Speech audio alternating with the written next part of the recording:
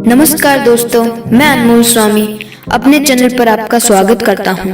और आज के इस वीडियो में मैं आपको बताने जा रहा हूं कछुए और खरगोश की वो कहानी जो आपने नहीं सुनी है। और हाँ, जैसे जैसे आप इस वीडियो के साथ आगे बढ़ते जाओगे वैसे वैसे आपका इंटरेस्ट भी बढ़ता जाएगा। दोस्तों, आज के इस वीडियो का सफर काफी मजेदार होने वाला है, तो देखते रहिए इस वीडियो को एंड तक। और प्लीज मेरे चैनल को सब्सक्राइब कीजिएगा और वीडियो को लाइक और शेयर कीजिएगा। दोस्तों, आपने कछुए और खरगोश की कहानी तो जरूर सुनी होगी। Just to remind you, short में उसे यहाँ फिर बता देता हूँ। एक बार खरगोश को अपनी तेज चाल पर घमंड हो गया और वो जो भी मिलता उसे रेस लगाने के लिए चैलेंज करता रहता। कछुए ने उसकी चुनौती स्वीकार कर ली। रेस हुई। खरगोश तेजी से भागा और काफी आगे जाने पर पीछे मुड़कर देखा। कछुआ कहीं नजर नहीं आया। उसने मन ही मन में सोचा, कछुए को तो यहाँ तक आने में बहुत समय लगेगा, चलो थोड़ी देर आराम कर लेते हैं। और वह एक पेड़ के नीचे लेट गया। लेटे लेटे कब उसकी आंख लग गई पता ही नहीं चला। उधर कछुआ धीरे धीरे मगर लगातार चलता रहा।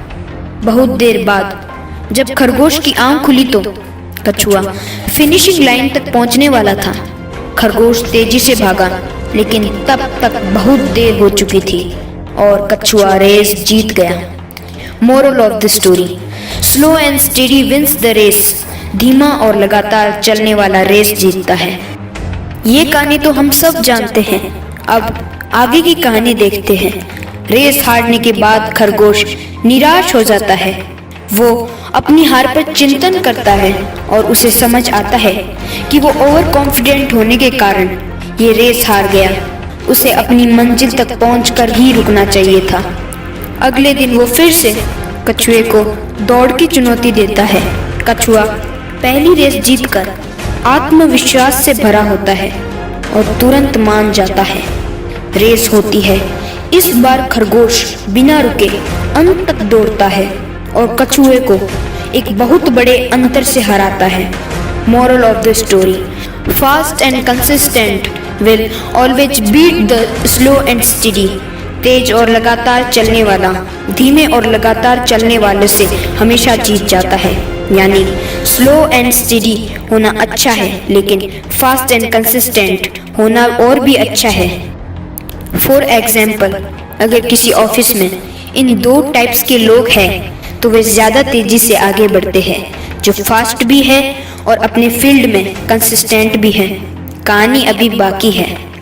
इस बार कछुआ कुछ सोच विचार करता है और उसे ये बात समझ आती है कि जिस तरह से अभी रेस हो रही है वो कभी भी इसे जीत नहीं सकता। वो एक बार फिर खरगोश को एक नई रेस के लिए चैलेंज करता है, पर इस बार वो रेस का रूट अपने मुताबिक रखने को कहता है। खरगोश तैयार हो जाता है। रेस शुरू होती है। खरगोश तेजी से तय स्थान की ओर भागता है, पर उस रास्ते में एक तेज धार नदी बह रही होती है। बेचारे खरगोश को वहीं रुकना पड़ता है। कछुआ धीरे धीरे चलता हुआ वहां पहुंचता है। आराम से नदी पार कर लेता है और लक्ष्य तक पहुंचकर रेस जीत जाता है। Moral of the story, know your core competencies and work accordingly to succeed. पहले अपने स्ट्रेंथ्स को जानो और उसके मुताबिक काम करो, जीत जरूर मिलेगी। फॉर एग्जाम्पल, अगर आप एक अच्छे वक्ता है तो आपको आगे बढ़कर ऐसे अवसरों को लेना चाहिए जहां पब्लिक स्पीकिंग का मौका मिले। ऐसा करके आप ऑर्गेनाइजेशन में तेजी से ग्रो कर सकते हैं। लेकिन कहानी अभी भी बाकी है। इतनी रेस करने के बाद अब कछुआ और खरगोश अच्छे दोस्त बन गए थे और एक दूसरे की ताकत और कमजोरी समझने लगे थे। दोनों ने मिलकर विचार किया कि अगर हम एक दूसरे का साथ दें तो कोई भी रेस आसानी से जीत सकती है।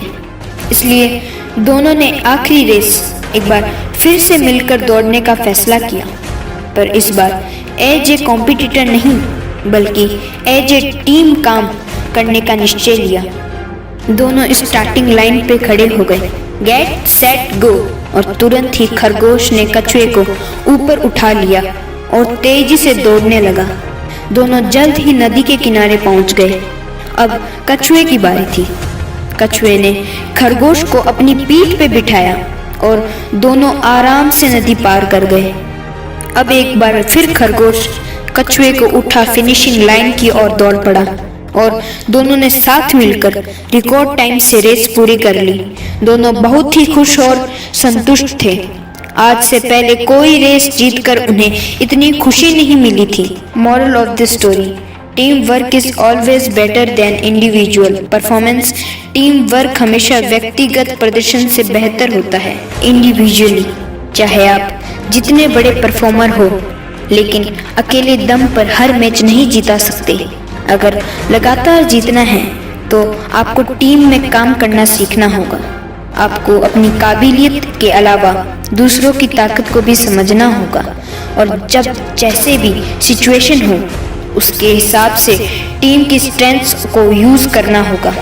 यहाँ एक बात और ध्यान देने वाली है, खरगोश और कछुआ दोनों ही अपनी हार के बाद निराश होकर नहीं बैठ गए, बल्कि उन्होंने स्थिति को समझने की कोशिश की और अपने आप को नई चुनौती के लिए तैयार किया।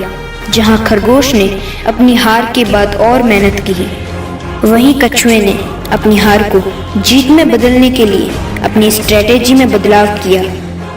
जब कभी आप फेल हो तो या तो अधिक मेहनत करें या अपनी रणनीति में बदलाव लाएं, या दोनों करें, पर कभी भी हार को आखिरी मानकर निराश न हो। बड़ी से बड़ी हार के बाद भी जीत हासिल हो सकती है।